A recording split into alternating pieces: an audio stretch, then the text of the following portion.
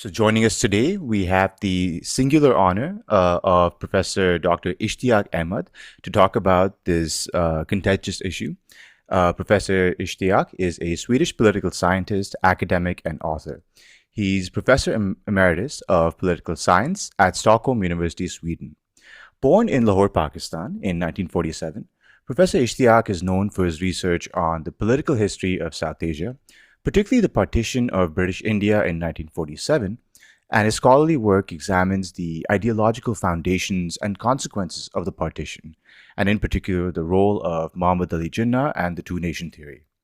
Professor Ishtiaq has published a number of books on this subject, including The Punjab, Bloodied, Partitioned, and Cleansed, Jinnah, His Successes, Failures, and Role in History, as well as Pakistan, the Garrison State. I would strongly recommend all of you to read his books and also check out his YouTube channel, which I've learned personally a lot from. So, Professor Ishtiaq, welcome to Beyond the Indus, and thank you so much for joining the podcast. Thank you very much. I'm very pleased to be on your program. Thank you. Fantastic. So, Professor Ishtiaq, I think to understand the roots of the Kashmir dispute and the unique role that it plays in India-Pakistan relations, even today, I think we have to go back to the peculiar arrangements that followed the dissolution of the British Indian Empire in the 1940s and the formation of the independent states of India and Pakistan. So could you describe for our listeners the partition plan, the princely states, and how they were to be allotted to either state, and maybe then talk about the circumstances that led to the first Kashmir War in 1947. Thank you very much. To begin with, I would say that the British were trying their best to hold on to India through the Cabinet Mission Plan, which actually meant a very decentralized India with the union government enjoying only three powers: foreign affairs, defense, and communications, and the right to raise taxes only for these three services. All other powers were vested in the provinces. I've argued that this was unworkable for a state or an area like the Indian subcontinent. The magnitude of problems, the area, the diversity of population required an effective center. Anyhow, when that failed, then they sent Lord Louis Mountbatten as the last viceroy. Originally, the idea was that power will be transferred to Indians by June 1948. When Mountbatten comes to India, he starts talking to all sections of the political spectrum. And after going through discussions with them, he concludes that there was no chance of keeping India united. The Congress wanted a united India with an effective center. The Muslim League wanted India partitioned to create Pakistan.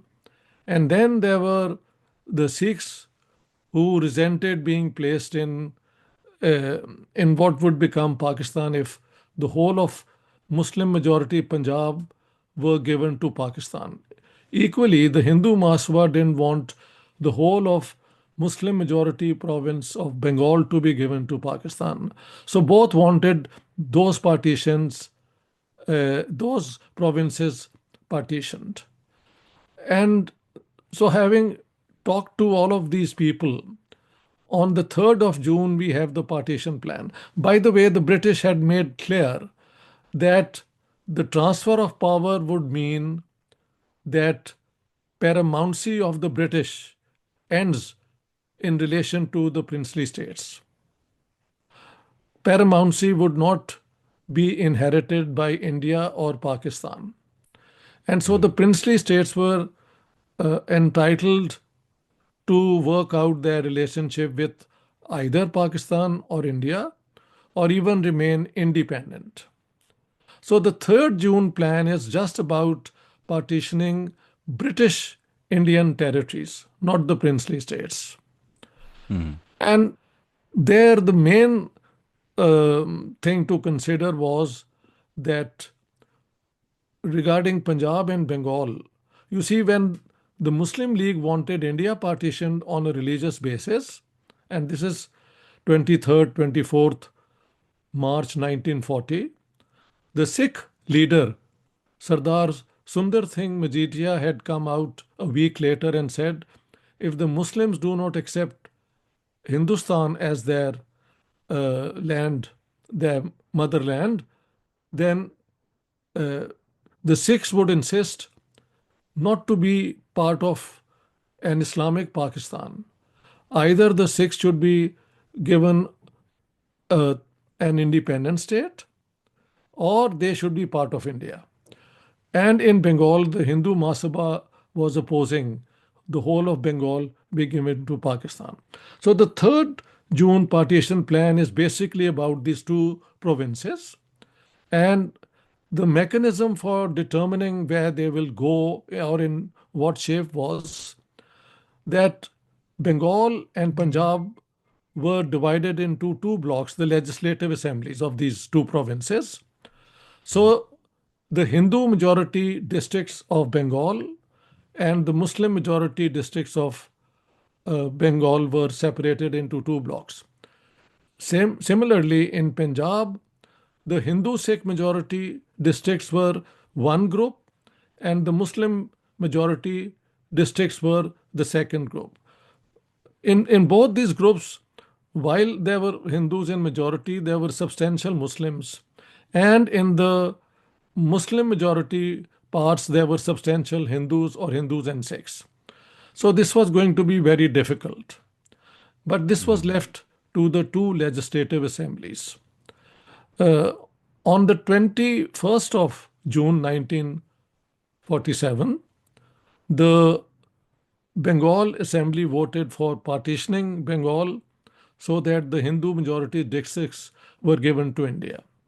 And the Punjab Assembly voted on the 23rd of June, and the Hindu Sikh group wanted Punjab to be partitioned and given to India. The British had overruled the idea of Punjab of a Sikh state. Similarly, they had overruled the idea of the whole of Punjab remaining united as a third dominion. And they had also overruled a Bengali idea, Sohrawardi and elder brother of Subhash Chandra Bose of Greater Bengal. So ultimately, two dominions, independent dominions, were to come into being on the 23rd, 24th, 14th and 15th of August 1947. Just to emphasize a point, you see, Mountbatten almost arbitrarily decided that instead of transferring power in June 1948, he brought the date forward drastically to mid-August 1947, which was less than 11 weeks from the 3 June plan. The 3 June plan was accepted by Nehru, then followed Jinnah, and then Sardar Baldev Singh. All of them had their different positions on it, but they accepted it. The thing then to include is the 18th July 1947 Indian Independence Act. Once again, it's about the partitioning of British India, Indian provinces, and didn't apply to the princely states. So, accordingly, these two provinces were partitioned and power was transferred to the independent dominion of India and Pakistan.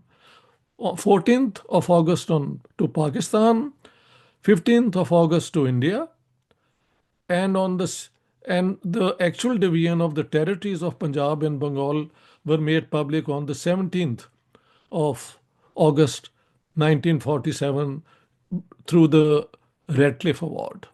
So And that, after the actual independence was announced, then the yeah, division of that's Punjab was announced. isn't that very ironic? But Yeah. I'll tell you the reason.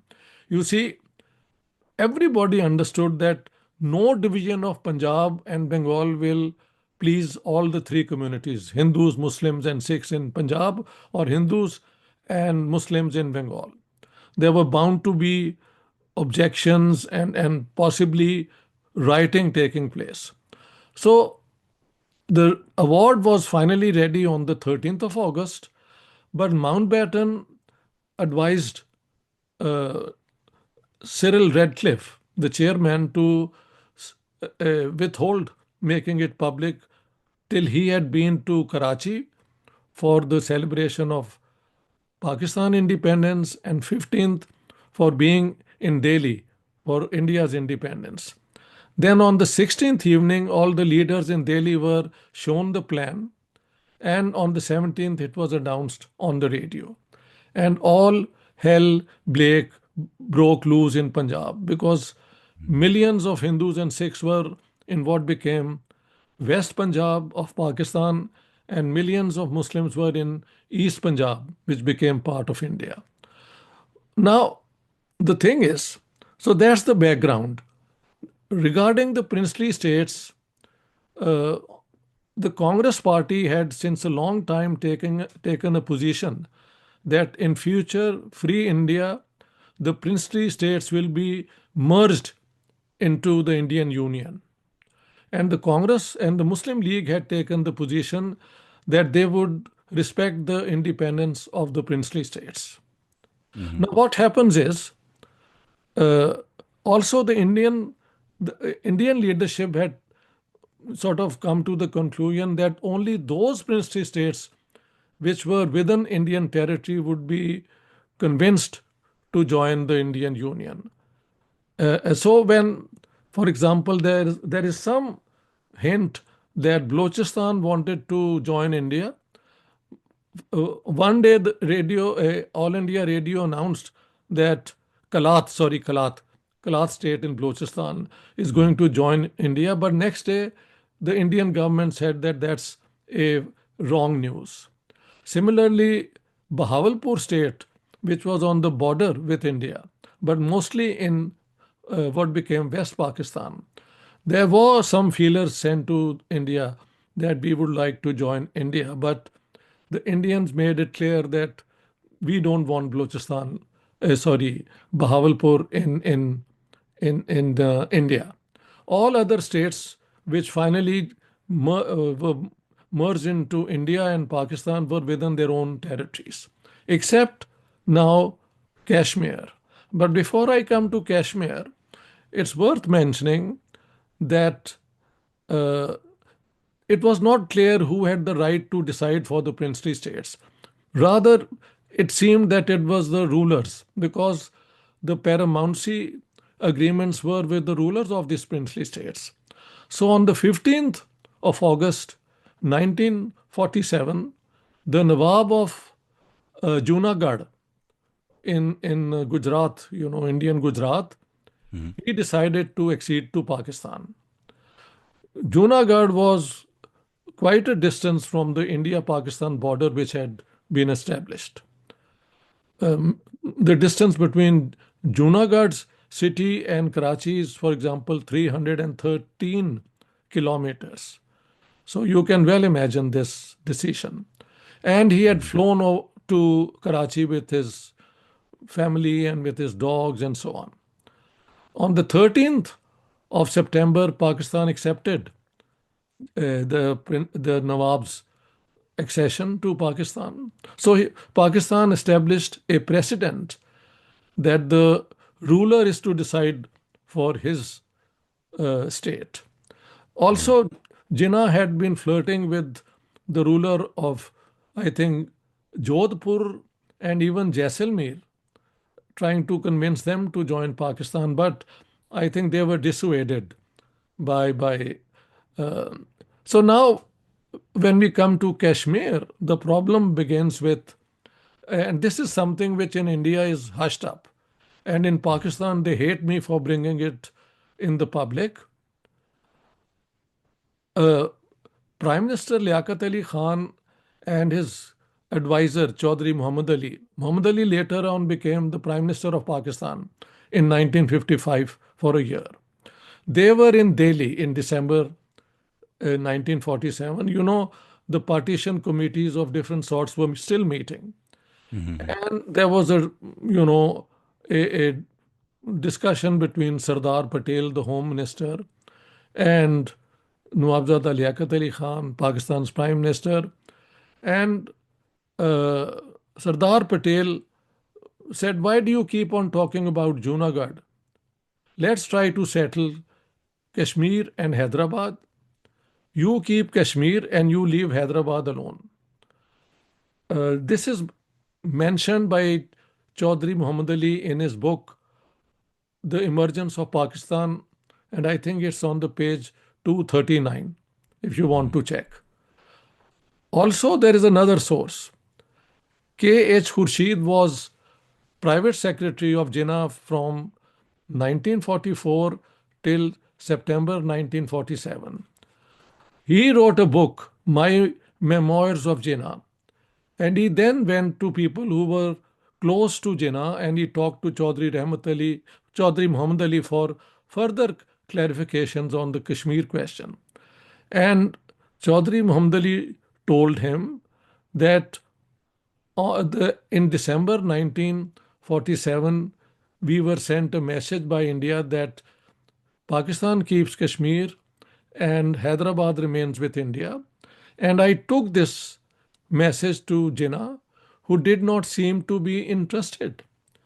Jinnah, the clever tactician, it seems was playing for some higher stakes on the princely states, but obviously he did not succeed. Now, to explain why Jinnah spurned this offer, I think his military advisors around him must have told him that, we will militarily annex Kashmir. The majority population of Kashmir is Muslim, and we have supporters in Kashmir. So why should we compromise on Hyderabad?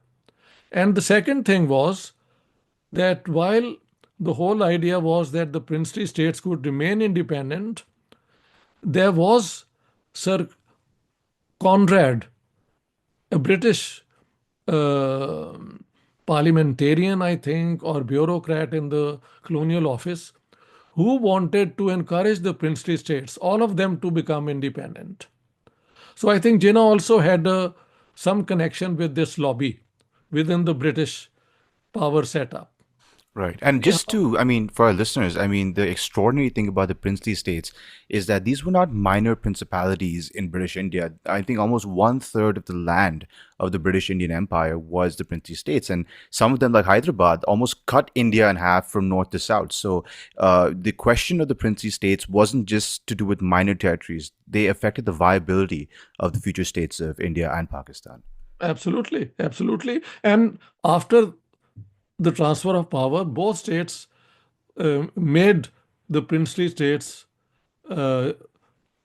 join them. In India, most of them did peacefully, maybe not happily, except in the case of Hyderabad, where military, police, and then military action had to take place.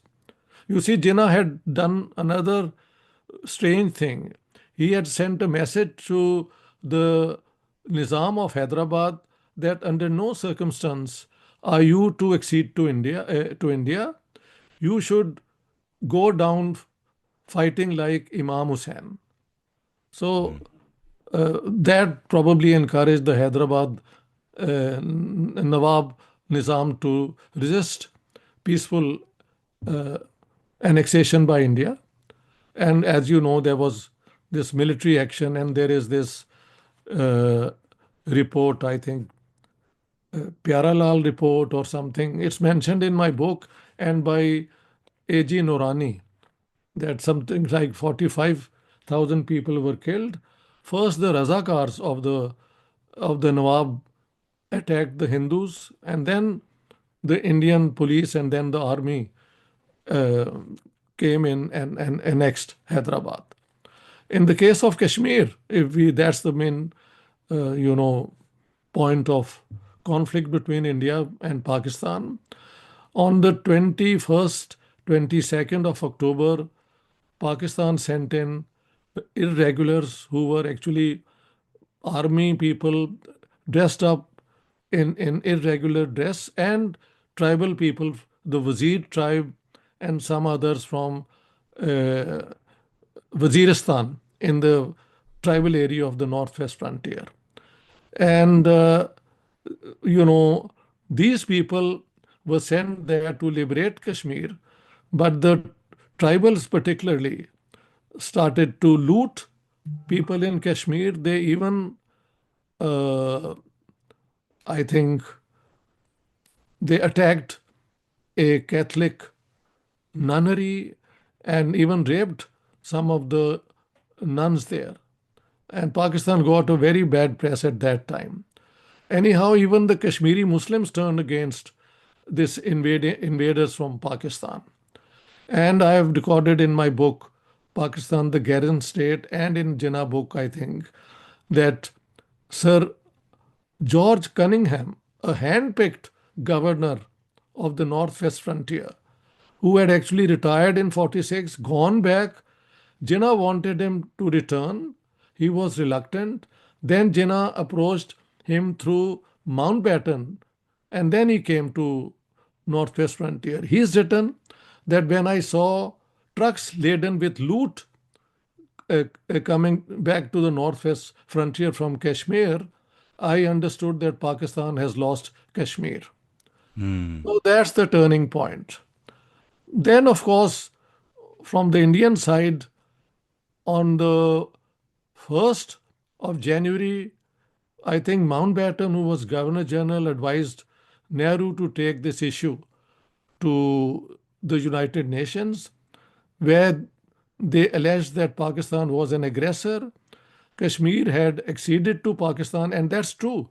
When the Pakistani irregulars and tribals went in and they were approaching Srinagar, the Maharaja, who wanted to remain independent, this is very important to underline. He wanted neither to join India nor Pakistan. It's too well known. But when these people from Pakistan were, you know, approaching Srinagar, he then appealed to the Indian government, and the Indian government said that we will help you only if you accede to India. And the accession, I think, was agreed on the 26th. And Mountbatten, the Pakistanis make a big point of it, that actually, even when the signatures were taken from the Maharaja, Mountbatten accepted the accession in the morning of the 27th. Well, maybe that's a fine point. But then the Indian army was it parachuted at Srinagar airport, and then there were regular fighting going on with Pakistan. And this continued undeclared sort of war between India and Pakistan. In February 1948, finally, Pakistan openly declared war with India. And this continued till about May 1948. And from what I've read, the Pakistanis were on the back foot and the Indian forces were advancing in Kashmir. It's then that a ceasefire sort of thing was not officially agreed, but both sides dug in, and there was no movement from either side beyond that point. The final ceasefire, I think, was agreed on the 1st of January 1949. In between, you have all the UN resolutions. If you want me to say something about them, I would be willing to do that. Yeah, because I think that's a very interesting, the nuances are very interesting about that. Because as you described, um, uh, the Maharaja of Kashmir did legally accede to India. And that was a principle that Pakistan itself had sort of de facto accepted, that it's a decision of the ruler because they'd accepted the Maharaj of Junagadh, basically, joining Pakistan. So this is a principle that Pakistan kind of did accept, and legally the Maharaj of Kashmir did accede to India before Indian forces were allowed. But before we start talking about the UN resolutions, which I do want to understand, um, I'd like to explain. I'd like you to explain for our listeners, what is the importance of Kashmir to India and Pakistan? We hear the claim of the Hindu king versus Muslim population, which I think is a simplification of the entire issue. But could you explain what are the claims that India and Pakistan have to Kashmir, and why does it continue to be a source of enduring hostility between the two states? And India and like many states in the post-colonial age have had different conflicts and they've had resolution attempts. But why have mediation attempts by the United Nations and other powers failed to resolve this issue, even after so much time? Well, there are several levels of explanation. Let's begin with the ideological question. For Mm-hmm. India, claiming that it's a secular state, the division of the subcontinent of the British, of the princely states was excluded from this. It was only the provinces on which the religious factor applied. The princely states were free to decide where they wanted to go. And the Indians claim that the Maharaja approached them and he signed the accession bill. Although I must point out that in the first accession, the accession was temporary. It was Mm-hmm. later to be decided the final status of Kashmir. And India then has its own mechanism for doing that. I think in 1952 and 54, the Kashmir Assembly finally agreed to the permanent accession of Kashmir to India. But Pakistan's objection was that those parts of Kashmir which were with Pakistan had not voted in it and therefore they don't accept it. So, just to underline the complexity of the problem. The Okay. second thing was there was, of course, insofar as Sardar Patel is concerned, he was uh, ultra realist and he didn't want Muslim areas in India to create problem for the Indian state, secularism or whatever notwithstanding. Jawaharlal Nehru had an emotional attachment to Kashmir. So this personal angle has to be kept in mind. The He third was a is, Kashmiri Pandit who was based in UP, but he was originally from yes, Kashmir, his yes, family. originally well known. Although the Jan Sangh and later even the BJP say that actually it was a Mughal family, Muslim family, who Mm-hmm. in 1857, when the Muslims particularly were being targeted by the British, they suddenly claimed to be Kashmiri Brahmins, saying that Nehru and family were actually Muslims, which is all nonsense. But this is very common in the BJP propaganda. I've seen it all the time. It's thrown at me all the time. So it's not something non-serious. It's believed by many. But coming back, then the third thing is that the hydro-political angle of Kashmir was very, very important.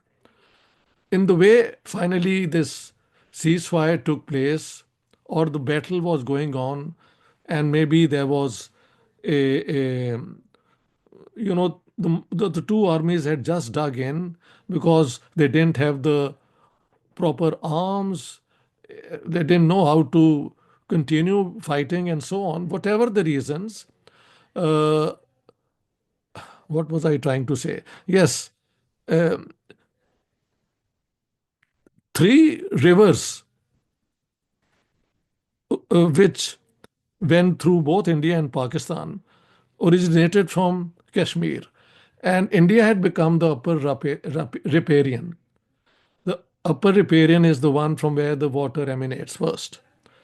And so that was a great advantage to India. And now, as when the Indus Water Treaty, Indus Waters Treaty has been suspended, India wants to use that advantage in a way to harm Pakistan if things don't work out the way they want. So you can see the military defense, water, hydropolitical nature of the Kashmir dispute. Then, before the conflict, already there were forces in Kashmir either leaning towards India or towards Pakistan. For example, in the Kashmir Valley, which is actually the main uh, area of contention, Sheikh Abdullah and the National Conference had a very good understanding with Nehru, and both were uh, committed to some sort of land reform and socialism and so on. Whereas in the Jammu area and Punch area, it was the Muslim conference led by Chaudhry Ghulam Abbas, which wanted Kashmir to be part of Pakistan. So already, even before the conflict, there were these two lobbies trying to make Kashmir uh, accede to the state they preferred. Thirdly, very interesting, the Prime Minister of Kashmir at that time, Pandit Kak, a Hindu Brahmin, he advised the uh, Maharaja to accede to Pakistan, saying that if he didn't, the majority were Muslims and there might be an uprising. But then came the tribals and so on, and Kashmir acceded to India. So, I suppose an interesting question here, which I think is maybe downplayed when you talk about Kashmir, is how do the Kashmiris feel about this on both sides of the border as today? Maybe, there was a UN plebiscite that was supposed to happen as part of the UN ceasefire resolution. And although the mandated plebiscite never took place, I do always wonder whether the Kashmiris overall would have opted for India or Pakistan or for independence. So maybe as we move on, you could talk about the conditions behind the UN plebiscite and why that didn't happen. And also maybe talk about, in your estimation, to what extent do you think that Kashmiris desire independence today?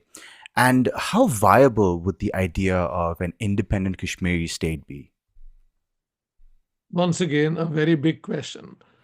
First of all, uh, as I pointed out, Sir George Cunningham's statement, as well as of General Akbar, who led these irregulars into Kashmir. He, in his book, Raiders on Kashmir or in Kashmir, that's the title, says that when he saw the tribals and all, he felt that Pakistan is going to lose Kashmir. So the violence these people had created in Kashmir had even turned Kashmiri Muslims. You see, Kashmir was 74% Muslim altogether, different parts of Kashmir, including Jammu, by the way. Jammu had about 60% Muslim population before 1947. In the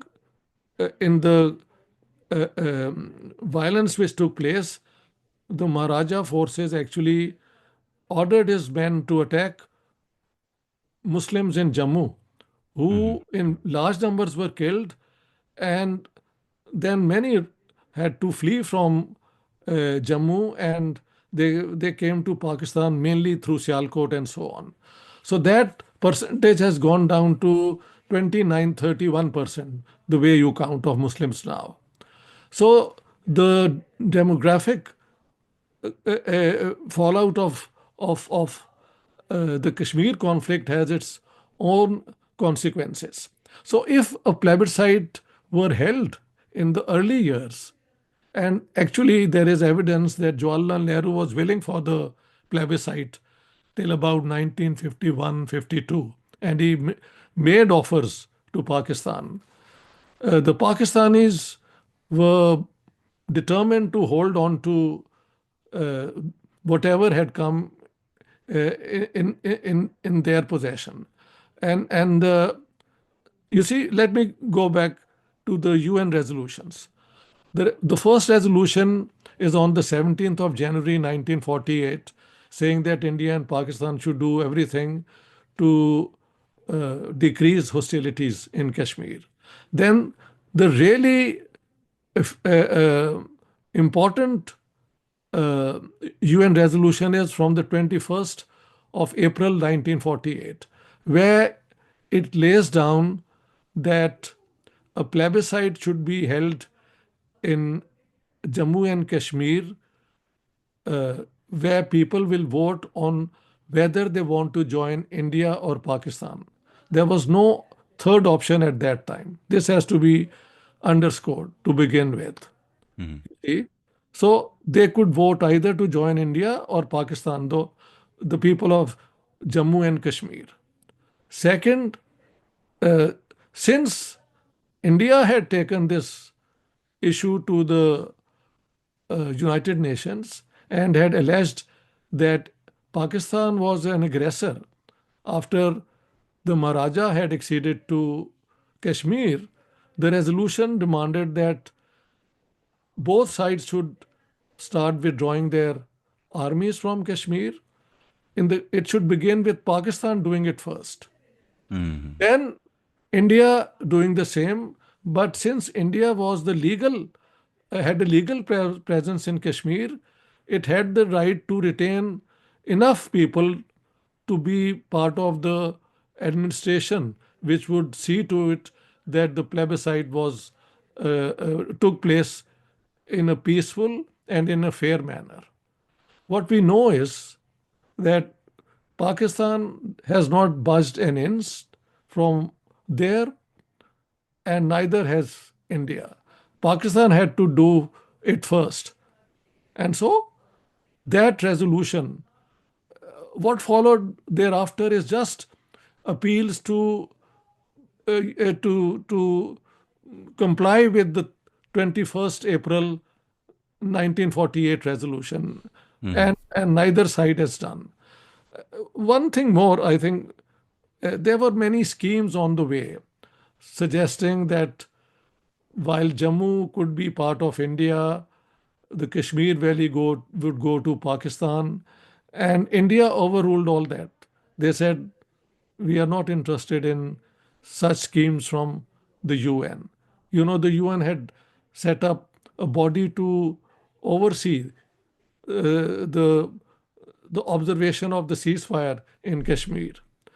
Thirdly, another important thing to consider is that this Kashmir dispute has been placed under Chapter 6 of the UN Charter.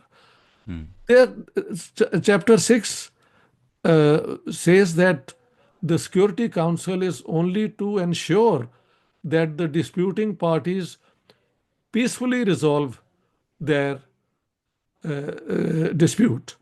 It has no other function. It can only facilitate. Had this problem been placed under Chapter 7, then the UN Security Council was obliged to take action, even military action, to ensure that the plebiscite was held or some other resolution of the conflict. So ultimately, it's India and Pakistan who alone can decide the future of Kashmir. And in 1972, after the breakup of Pakistan and Bangladesh emerging as an independent state, at the Shimla Agreement in 1972, it was explicitly agreed that India and Pakistan would resolve all their conflicts, including Kashmir, through bilateral discussions.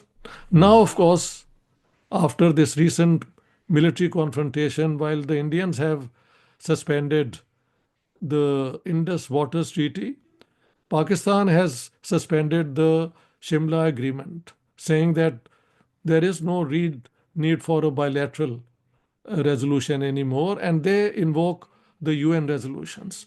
But the UN resolutions require Pakistan first to withdraw from Kashmir territory. That has never happened. Now, what do the people of Kashmir really want? You know, I have been making videos writing about it in my books, that the only peaceful resolution of the Kashmir dispute is that the line of control be agreed as the international border between India and Pakistan. And every time then the Kashmiris say, please don't interfere in this. This is for us to decide. Mm. I would say that there is a fair chance, if there is a third option, the Kashmiris may want to be an independent state. But there will be strong objection from Jammu, where the Hindus are in a majority. There they would be reduced to a minority once again. And I don't think they would agree to that. Second, uh, yes, things like this. Mm. So the third option appeals, I think, to the Muslims primarily, and if they can get their own state, they would like to do that. But if the choice is between India and Pakistan, it is, I think, although Indians believe that the Muslims of the Kashmir Valley would prefer India, we don't Mm. know until the plebiscite is held. And Kashmir may go to Pakistan. So there is a great uncertainty about this being decided through a plebiscite anymore. That's fascinating, and you did bring up the post 1972 consensus after the conclusion of the Bangladesh Liberation War and the Shimla Agreement, where Yes, India and Pakistan had agreed to resolve the Kashmir dispute bilaterally without unilateral alteration of the existing ceasefire line, if I'm remembering right, correctly. correct. But the dynamic of the conflict, I think, shifted after that because earlier Pakistan had, commenced, invasions with the army, perhaps with the, tribal forces, leading the vanguard, so to speak. But then in the 80s and the 90s, we saw this shift to irregular warfare instead of conventional military attacks and the rise of the militancy and the insurgency in Kashmir, in the Kashmir Valley, especially in the 1990s. So, could you talk about? I mean, you've written about the garrison state and the military ISI complex in Pakistan and how they've, the groups that they helped support in the Afghan war against the Soviets were redirected to some extent to Kashmir. Could you talk about the circumstances that surrounded that shift in tactics to irregular warfare, and how that altered the Kashmir conflict up to the expulsion of the Kashmir Pandits in the 1990s, I believe? Yes, I think it's a very, very sad story to what happened in Kashmir and also in mainland India. There were several terrorist attacks, gruesome, brutal terrorist attacks in parts of India. Of many of them I have mentioned in my book.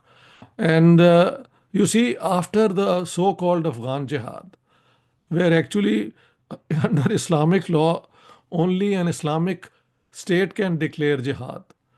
This time the jihad came from Washington, D.C. and was masterminded by the CIA with the Hmm. Saudis partners in it. So, what sort of jihad is that in any case? Anyhow, General Ziaul Haq negotiated with the Americans that the actual fighting in Afghanistan will be done entirely by Pakistan and will be controlled by the ISI.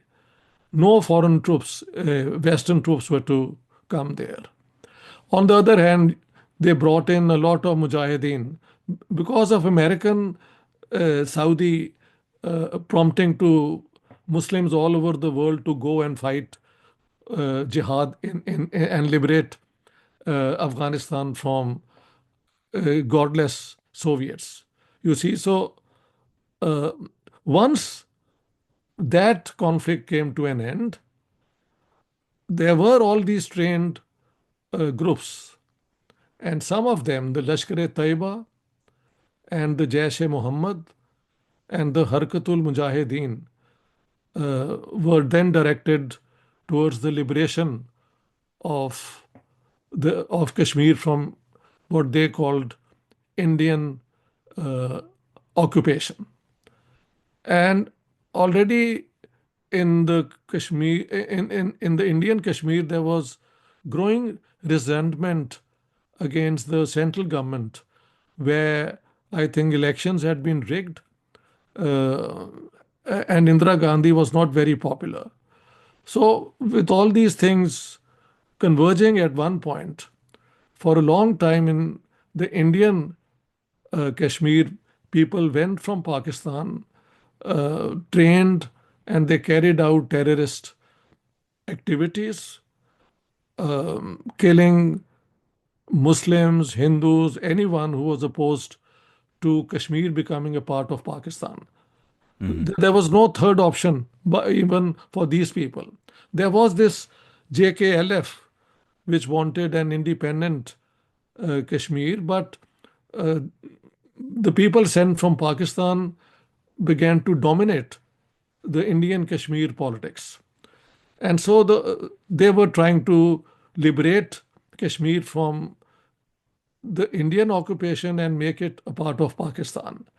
Hmm. And I think in 1990, the few Kashmiri Hindus, the Kashmiri Pandits as they are called, I think about 2 or 4%, 400,000, some say 500,000, they were uh, they began to be attacked by these mujahideen, these militants. There is, of course, a story that the governor at that time, I think his name was Jagmohan, I think, right? Jagmohan, uh, he sort of prompted the Pandits to leave Kashmir. But then there is the counter story that already the militants had started attacking Kashmiri Pandits, and the mosques were giving calls for their elimination. Whatever the truth, these people then had to flee from their ancestral homeland. Actually, they are the original people of Kashmir, but they all had to leave. And the few who were left, even now, they are identified here and there and shot dead. So that's another tragic part of the militancy in Kashmir.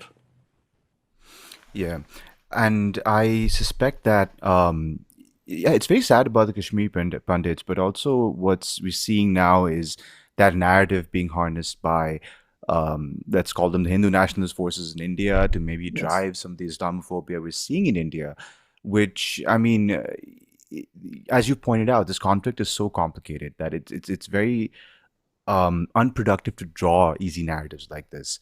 Correct. And so I think the interesting part about this story is, or rather, a further complication in the story comes in the late 1990s when both India and Pakistan tested nuclear weapons, and we finally got a nuclear South Asia. And I think the recent conflict over Pahalgam has highlighted the dangers of a nuclear war in South Asia, with Kashmir being, at the heart of the animosity between the two countries. I really don't see India and Pakistan coming to a cordial arrangement. I think it was Jinnah who said that Pakistan will be like what Canada is to the United States, to India. But I don't think it's ever going to happen if the Kashmir conflict is still smoldering. So, as the last question, how do If you I may say see? something Please, about please, Jinnah, please, this please. speech was meant only to attract uh, the US towards Pakistan. You see, the Americans were opposed to the creation of Pakistan. They wanted a united India, a secular, democratic India, as a counterweight to rising China. For the Americans, their experience of Asia was first the Japanese, but more so in China, where they were supporting Kuomintang, and the communists were winning. So they wanted India to remain united. That would mean the British Indian Army remaining united, and then India being strengthened against communist China. But the British, they were they hated the Russians more and were not very much concerned about rising China. Hmm. It is the British establishment, and I've given all the evidence and proof about it, which at the twilight moment of the partition saga or process decided to partition India and create Pakistan. So some things happened in a great hurry. That's so fascinating because even today, the American policy is basically to arm India as a bulwark against China, which we can see almost to the 1940s. And Exactly. It took them all the years till 1990 to go back to the original. Yes, I've said that in my Garrison State book. Yeah, that's fascinating. And also, I think you pointed out in your Jinnah book that Jinnah gave different speeches depending on the stakeholder that he was exactly. talking to. So He this could was just be a thing to he Americans. was a master at this technique. Indeed, Yeah, indeed. yeah. But coming to the final question, and I know I've seen many of your videos where you've talked about this, and peace between India and Pakistan. But how do you see the Kashmir question being resolved in the future? I've always wondered if there's a version of maybe the Good Friday Agreement we saw between the UK and Ireland, if there's a version of that India and Pakistan might be able to sign that might resolve this long-standing issue. Or do you think that the political developments within the two countries, which is to say, the rise of Hindu nationalism in India, the any interference of the military in Pakistan, do you think those factors make a peaceful resolution less likely today? Very, very true. At the moment, less likely. But what's the option? One is to keep on arming, conventionally and maybe also the nuclear devices, but then start a war and after a few days agree to a ceasefire. Whosoever wanted it first is not important. That's how all the military confrontations between India and Pakistan have taken place. And I would say, thank God, because suppose they really have a com- total conventional war and then followed by the nuclear weapons being used, it's the end of civilization in the subcontinent. In 2002, President Bill Clinton wrote somewhere, and I've quoted him in the Garrison State book, that he was worried that neither India nor Pakistan understand the deadly nature, the destructive nature of the nuclear weapon, and they talk all the time about using them. And he said that if they were to use all their devices, this is in 2002, of India's 1 billion population at that time, 500 million will be wiped out. And Pakistan's 170 million population at that time, of it, 120 million would be extinguished. Now, what sort of final achievement is that to resort to war? Mhm. And I would say there is no chance India can get the Pakistani Kashmir. Equally, Pakistan can't get what is with India today. So, if not now, maybe in 10 years, 20 years, 100 years, if we don't have this all out war, the final resolution would be India keeps its Kashmir and Pakistan keeps its Kashmir.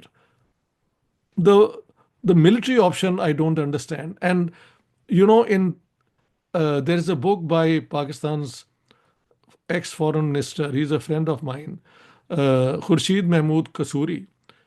In his book, Neither a Hawk Nor a Dove, he says that both sides had agreed to this, um, that for the next 15 years or maybe 20 years, I don't remember, the line of control will be accepted as the international border, Mhm. and both sides will encourage free movement of people in Kashmir, uh, trade, and if that experience is a positive one, then finally the decision will be taken on the future of Kashmir.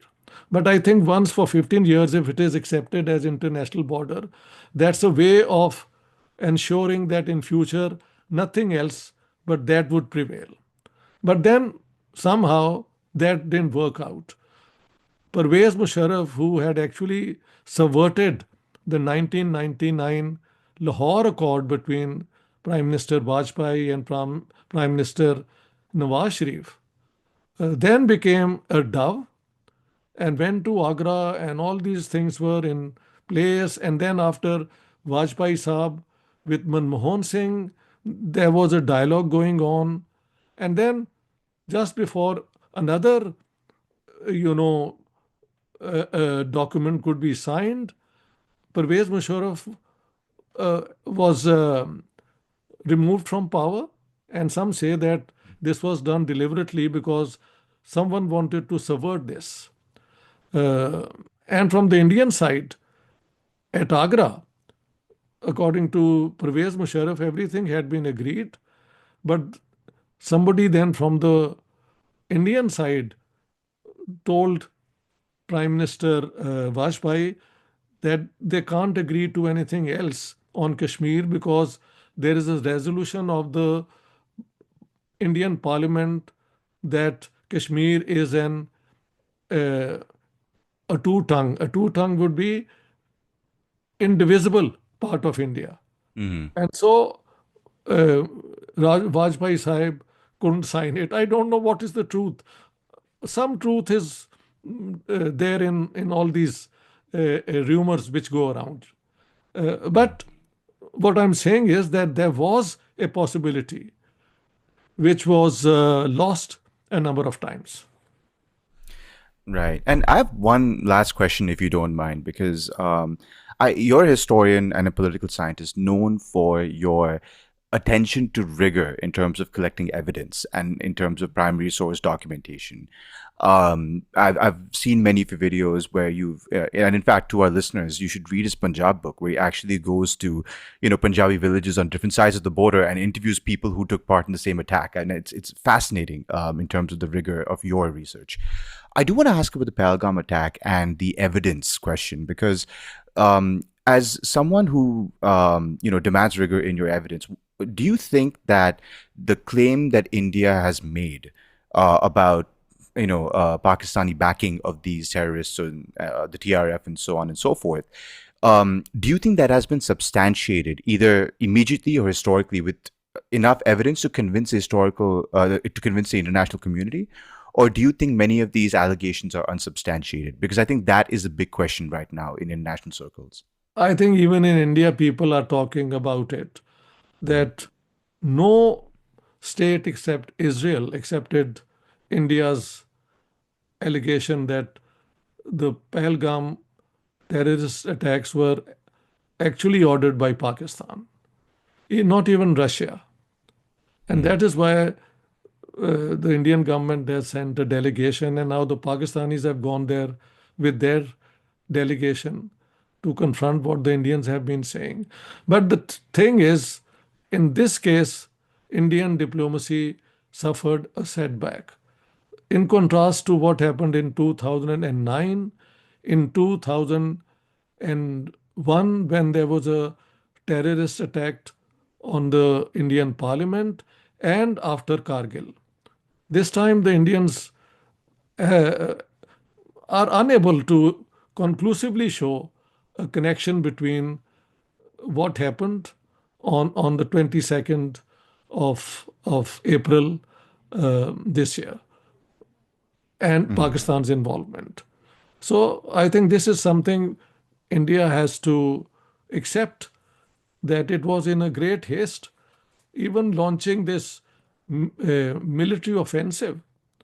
I think if the Indians really could smash Pakistan's defense, then I, as an Indian defense planner, would go for it. But if after a few days it's going to be another ceasefire as before, then I don't see what India has achieved. Of course, it has struck its targets. The airfields of Pakistan done a lot of harm, damage, and the 9 sites where they said that the terrorists uh, were terrorist centers and so on. Those are true claims. But in the air battles now, finally the Indians are admitting that they suffered losses. Although even now the Indian people are in a denial mode. So you see Mm-hmm. what the BJP has done.